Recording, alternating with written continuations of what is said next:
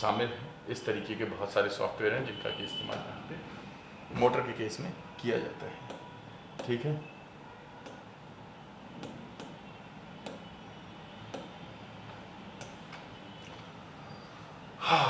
so now we are here for the questions.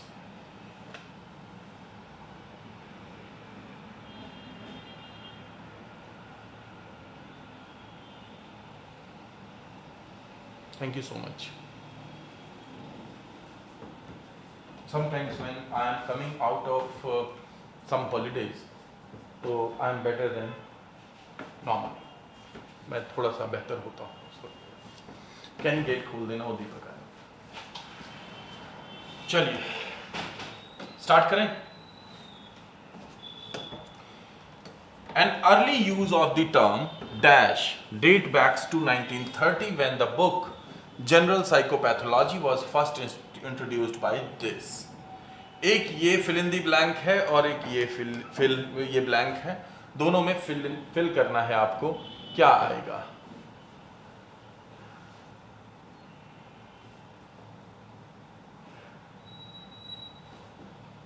Thank you so much. बताएं। An early use of the term dash 1913 में, तो शब्द का प्रारंभिक उपयोग 1913 से होता है जब पुस्तक जनरल साइकोपैथोलॉजी को पहली बार डैश द्वारा पेश किया गया था। Options: psychopathology and Karl Jasper, psychopathology and T Davis, psychiatric disorder and T Davis, psychiatric disorder and Karl jasper.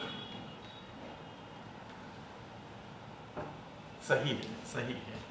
यहां पे होगा psychopathology and Karl Jasper. Psychopathology book जो है वो कार्ल जैस्पर की बुक है, इसको याद रखना है। Psychiatric disorder term T Davis ने इजाद की थी, तो इसको भी याद रखेंगे आप। ठीक है ना? So answer is psychopathology and Karl Jasper. कैसा लग रहा है रन? मजेदार ना एकदम। आज ब्लू है पानी पानी। ये आप लोगों के लिए एक एग्जाम्पल भी रहेगा। This is the level of question and this is the format of question, which मतलब ये फॉर्मेट्स हैं जो हम फॉलो करने वाले हैं आपकी टेस्ट सीरीज में। हिंदी और इंग्लिश रहेगा। मैं आपको वो लगभग सारे क्वेश्चन बता दूंगा जो आप कर रहे हैं, उनमें से कुछ क्वेश्चंस हैं तो उसका फॉर्मेट पता चल जाएगा, पैटर्न पता चल जाएगा आपको। चलिए अगले क्वेश्चन पे बढ़ते हैं जी। नेक्स्ट क्वेश्चन थोड़े महाभारत ज्यादा है। In the past postmortem brain studies yielded information that led to significant improvement in our understanding of the etiology of neurological and mental illness resulting in। शुरुआत में ना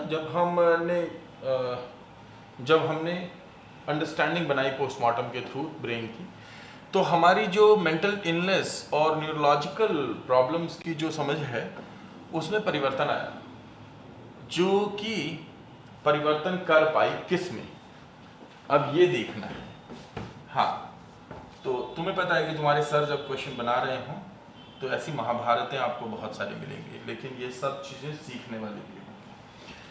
तो जर्मन साइकियाट्रिस्ट विल्हेम ग्रिजिंगर ने postulate किया कि all mental illness is disease of the brain. आप अपने paper के लिए ध्यान रखिएगा, क्वेश्चन पूछा जाएगा all mental illness is disease of the brain, ये किसने बोला है? मैं ऐसी चीजों में गड़बड़ी नहीं करता कभी भी, क्वेश्चन बनाते समय भी ध्यान रखना, कम से कम ये दोनों मैच किए होंगे। Greek physician hypocrite suggested that abnormal behaviours can be treated like any other disease. Abnormal behaviour को किसी भी दूसरी डिजीज के तरीके से ट्रीट किया जा सकता है, ये हिपोक्रेटिस ने कहा। Prussian psychoanalyst Sigmund Freud's postulate everyone is abnormal, हर कोई एबनॉर्मल है। हिंदी वाले प्लीज हिंदी पढ़ते रहना। Swiss psychiatrist Carl Gustav Jung postulate, Carl Gustav Jung ने पोस्टुलेट किया कि who looks outside dreams, who looks inside awakes. आपको बताना है कि ये जो मेंटल इलनेस और एटियोलॉजी ऑफ न्यूरोलॉजिकल इलनेस की बात हो रही है, इसमें पोस्टमार्टम जो ब्रेन का हुआ, उन स्टडीज ने किस रूप में कंट्रीब्यूट किया।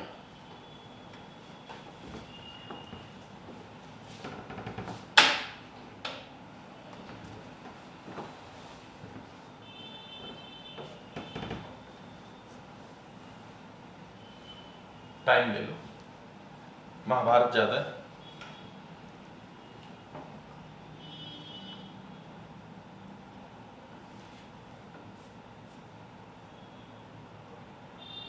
इतना ही मत लेना कि मैं मर जाऊं, भूख लग रही है बड़ी जोर की, खड़ा हुआ हूं जैसे तैसे।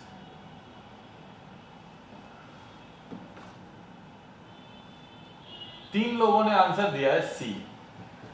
दीप्ति तो जिम्मेदार है इन लोगों का आंसर आने के लिए, मैं तुझे पहले ही बता दे रहा हूं। देख दीप्ति, तूने ध्यान नहीं दिया। हम यहाँ पे क्या कह रहे हैं, पोस्टमार्टम ब्रेन की। अगर तू इस बात पे ध्यान देती तो तू कभी ये आंसर नहीं करती। वो फिजियोलॉजिस्ट तो है ही नहीं ना, हम बात कर रहे हैं फ्रॉइड की। तो फ्रॉइड का फिजियोलॉजी से क्या मतलब है, ब्रेन के काटे जाने से क्या मतलब है, इसलिए ये तो ना होगा। ठीक है, अब ये नहीं होगा तो ये भी नहीं होगा, क्योंकि कार्ल गुस्ताव यूंग भी साइको एनालिस्ट है। अब हिप्पोक्रेटिस, पोस्टमार्टम की जो स्टडीज हैं वो कब हुई हैं, पोस्टमार्टम कब हुए, पोस्टमार्टम तो हुए 18वीं और 17वीं शताब्दी में। तो इसलिए ये जो आंसर है हिप्पोक्रेटिस, ये तो था आज से 2500 साल पहले, इसलिए ये नहीं होगा। That's why the answer would be A. हाँ हाँ सही है, अब आप सही जगह पहुंच गए, आपने ध्यान दिया। ये भी बता देना तुम्हारे सर का तुम्हें क्वेश्चन कैसा लगा, इट इज नेसेसरी। हाँ हाँ बताते रहना भाई क्वेश्चन कैसा लगा। चलो आगे बढ़ते हैं, अगला क्वेश्चन, ये वाला आसान है। Which of the following is not correct among the 4 Ds of abnormal behaviour. Abnormal behaviour के 4 Ds में से कौन सा नहीं है। ए डिस्ट्रेस, यानी behaviour that causes discomfort. B denial, a reluctance to believe that something unfavourable is true, कुछ ऐसा जो कि अनफेवरेबल है और वो सही है, इसको मानने में रिलक्टेंस होना। Dysfunctional interfere with day to day operations.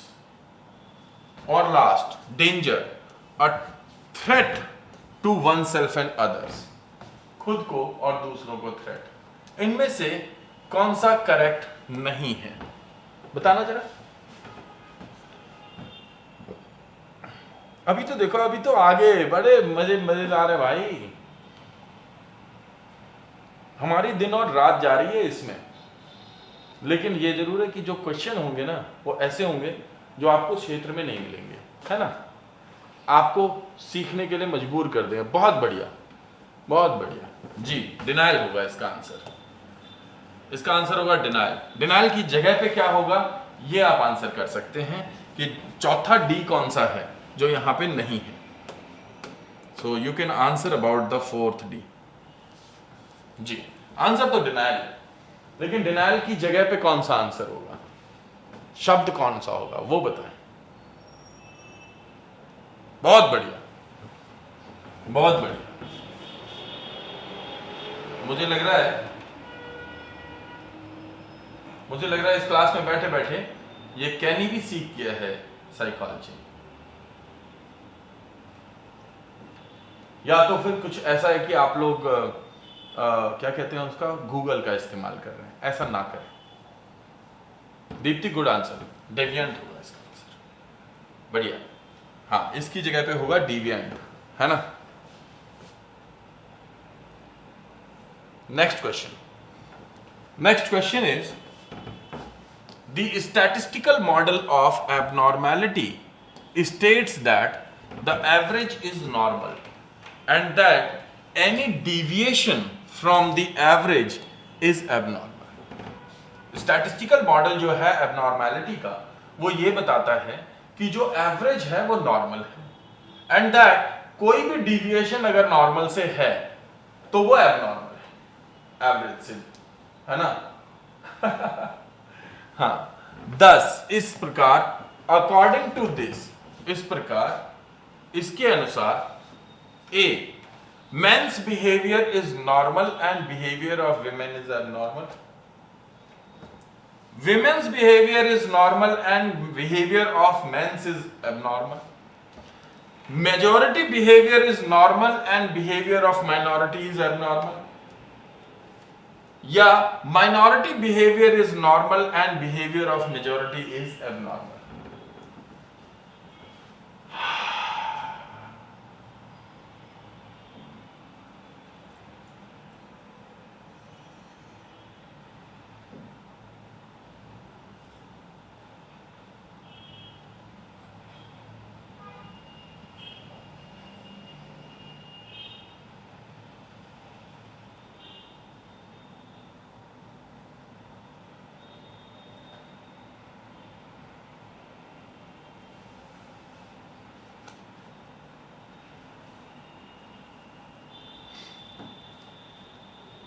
जल्दी से बताओ भाई।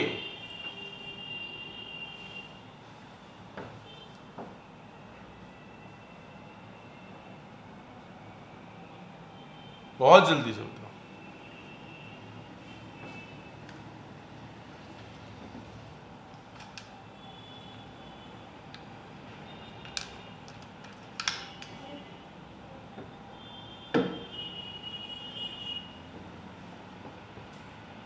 पढ़ा नहीं क्वेश्चन क्या दीप्ति? बड़ा सिंपल, ये कैसे हो सकता है कि विमेन्स बिहेवियर इज नॉर्मल और मैन का बिहेवियर एबनॉर्मल है? अगर मान लो फ्रॉइड की बात करो तो फ्रॉइड उल्टा मानता था कि विमेन के बिहेवियर में एबनॉर्मलिटी ज्यादा है। अरे क्लियरली है यार, क्या बताया था? एनपीसी पे 68% एवरेज होते हैं, 68% नॉर्मल, यही तो है ना? इसलिए आंसर क्या होगा? इसलिए आंसर बड़ी सिंपल सी बात है, आंसर होगा majority behaviour is normal and minority behaviour is, ओए आउट, बाहर यहां से, चल चल भाग जाए यहां से, out right now, you are not sitting here.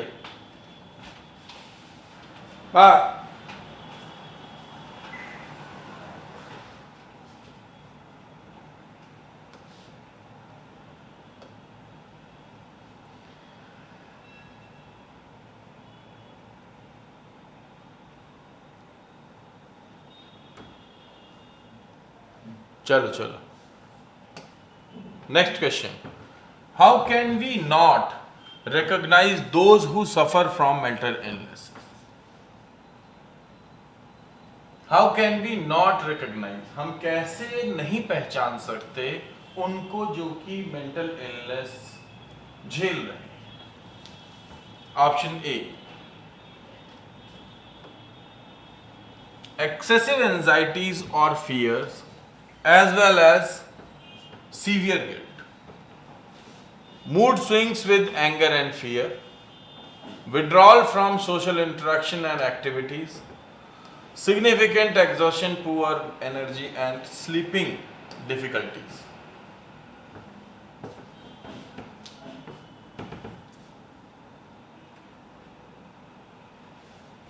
बताएं।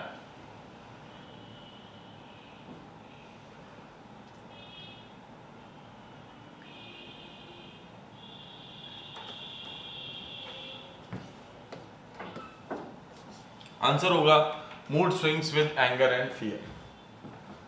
देखो इसलिए मजा नहीं आता क्योंकि बहुत सारे लोग हैं आप लोग क्लास में, पर क्या फायदा आप लोगों को लाइव लेने का और क्यों, क्या फ़ायदा आपको इसमें शामिल करने का? 2 स्टूडेंट हैं जो कि आंसर कर रहे हैं, 2 या 3 स्टूडेंट हैं जो कि रश्मि हैं, नैना, दीप्ति, शबनम, बस, और कोई है नहीं, तो इसका कोई बेनिफिट नहीं। पर ठीक है, मतलब हम जो भी काम कर रहे हैं वो आपसे शेयर करना ज़रूरी है, सो ऐसा होना नहीं चाहिए। खैर जो भी है, आगे बढ़ते हैं। नेक्स्ट है, when it comes to animals the term motor refers to the following things. जब हम बात करते हैं एनिमल्स की, तो मोटर शब्द का मतलब क्या है?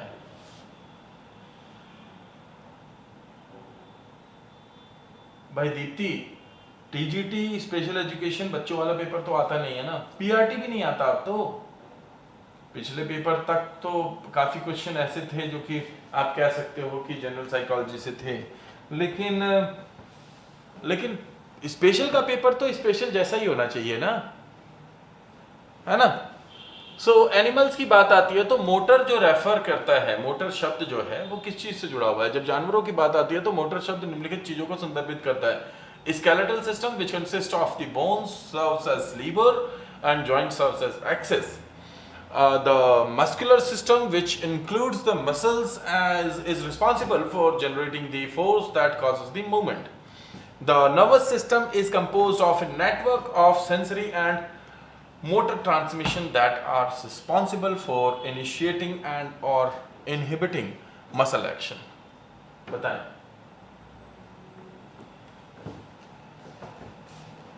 हाँ, नहीं, क्वेश्चन अच्छे होने चाहिए, क्वेश्चन समझ वाले होने चाहिए, क्वेश्चन प्रिपरेशन वाले होने चाहिए, और क्वेश्चन आपकी समझ को चेक करें ऐसे होने चाहिए, ये मेरा मानना है, और उसी लिए शायद ये बनाए भी हैं। बट ठीक है, मतलब इसी तरीके के प्रश्न होंगे जो कि आपका टेस्ट सीरीज है उसके अंदर लगभग सभी प्रश्न इसी लेवल पे होंगे, अच्छे प्रश्न होंगे। और हाँ ठीक है, बढ़िया, सही आंसर है आपका। इसके आगे के क्वेश्चन करेंगे हम लोग बाद में। अभी मेरा लंच टाइम बहुत निकल चुका है, so I would go for lunch. आप लोग भी कर लीजिए। नहीं, ये सभी सेम है। जब आपसे अभी हम मोटर वाला डिस्कस कर रहे थे सेक्शन, तो एड का और डिफरेंसेस का, तो उसके अंदर हमने ये करवाया है। खैर, ये जो सेक्शन है ये आपसे शेयर किया जा रहा है केवल इसलिए कि आप लोगों को ये पता रहे कि हम कुछ इस तरीके के क्वेश्चंस डिस्कस करने वाले हैं। ये पैटर्न रहने वाला है जो आपका टेस्ट सीरीज रहेगा उसके अंदर। जिन लोगों ने कोर्स ज्वाइन किया हुआ है उसके साथ में लास्ट में ये क्वेश्चंस डिस्कस होंगे। आपकी संख्या अगर बढ़ेगी तो क्वेश्चंस की संख्या बढ़ेगी। अगर रेगुलर सेशंस को अवॉइड करेंगे तो हम भी क्वेश्चंस की संख्या को डाउन कर देंगे। Thank you so much for right now. इतना ही, थैंक यू। बताइएगा जरूर कैसा रहा सेशन, कैसे थे क्वेश्चन।